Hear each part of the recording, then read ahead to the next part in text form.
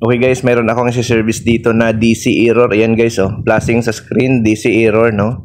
Nandito tayo ngayon sa Binyan, Laguna, no. So dito tayo nagsi-service ngayon. Ayan. So DC error ito guys, no. Ito yung checkin natin kung anong problema nito. Pero ang DC guys, usually guys ang naging problema diyan yung sa lead switch ng pinto, no. So ito kasi mga ganitong model guys, yung mga inverter. May dalawang lead switch ito, no, sa likod. Sa gilid ng washing, no. So pero una nyo tingnan guys yung mga kagat ng daga kasi ang lead switch guys nito bihira na sira, no. So usually guys ngat-ngat ng daga ang naging problema. Ayan. So tinitingnan natin dito parang binabahayan ng daga yung loob, no. So mayroon nga tayong nakita guys na daga, no, lumabas nung pagbukas natin, no. Ayun, no, yan. So putol guys yung wire, no. So kapag ano guys, ito po yun guys, oh yan, yan, oh, putol, yan. So ito guys, ito yung mga socket na para doon sa lead switch, ito rin. Kabilaan yan guys, no, yan, ganyan din, no.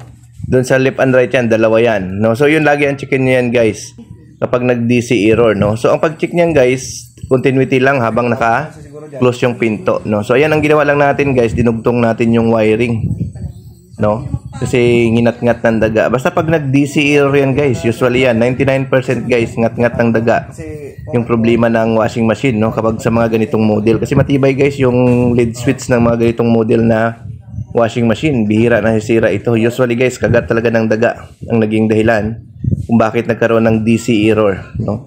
So ang gawin nyo guys, tingnan nyo lang yung mga wiring connection, no, tulad nito guys, ngat-ngat ng daga ang nakita natin sa DC error. So ayan, testing na natin, na lagay natin siya sa spin para makita natin kung working na ba ito.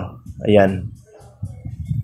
So ayan, nasa 10 na, no. So okay na ito guys, no, hindi na siya nagkaroon ng error. So yun lang guys, no, ngat-ngat ng daga ang naging problema.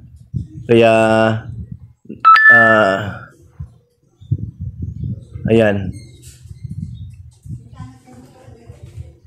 So yun lang yan guys, dugtong lang natin yung ngat-ngat ng daga. Ayan. Umikot na siya guys, ayos na, no. So yun lang lagi guys. Basta pag nagka-trouble lang yung mga washing guys, ang una nyong checkin yung mga wiring connection, yung una-una, kasi yun ang laging nagkaka-problema dyan, yung ngat-ngat, no. Paborito kasi ng mga daga yung mga wiring ng mga washing machine. Kaya lagi nyong checkin yung wiring muna, no. So ayan, working na siya. So yun lang, nakita natin, nginat-ngat ng daga yung sa lead switch na wiring, no. So dalawa lang yan guys, left and right. Okay guys, thank you.